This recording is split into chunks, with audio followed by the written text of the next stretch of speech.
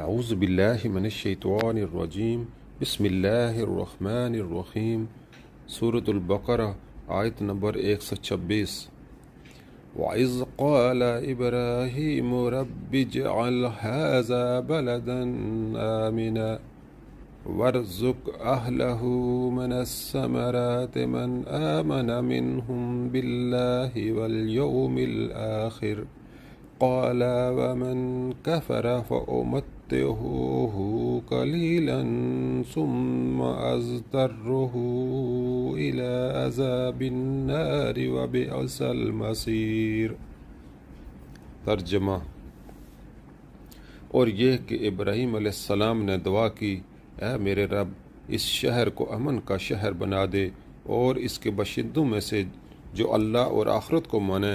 انہیں ہر قسم کے پھلوں کا رزق دے۔ جواب میں اس کے رب نے فرمایا، اور جو نہ مانے گا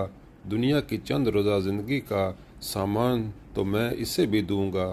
مگر آخرکار اسے عذاب جہنم کی طرف گھسیٹوں گا اور وہ بدترین ٹھکانہ ہے۔ حضرت ابراہیم علیہ السلام نے جب منصب امامت کے متعلق پوچھا تھا تو ارشاد ہوا تھا کہ اس منصب کا وعدہ تمہاری اولاد کے صرف مومن اور صالح لوگوں کے لیے ہے، ظالم اس سے مستثنیٰ ہیں۔ اس کے بعد جب حضرت ابراہیم علیہ السلام رزق کے لیے دعا کرنے لگے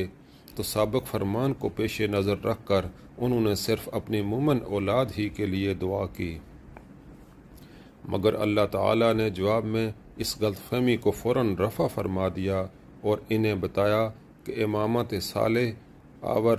چیز ہے اور رزق دنیا دوسری چیز۔ امامت صالح صرف مومنین صالحین کو ملے گی، مگر رزق دنیا مومن و کافر سب کو دیا جائے گا۔ اس سے یہ بات خود بخود نکل آئی کہ اگر کسی کو رزق دنیا فراوانی کے ساتھ مل رہا ہو تو وہ اس غلط فہمی میں نہ پڑے کہ اللہ اس سے راضی بھی ہے اور وہی خدا کی طرف سے پیشوائی کا مستحق بھی ہے۔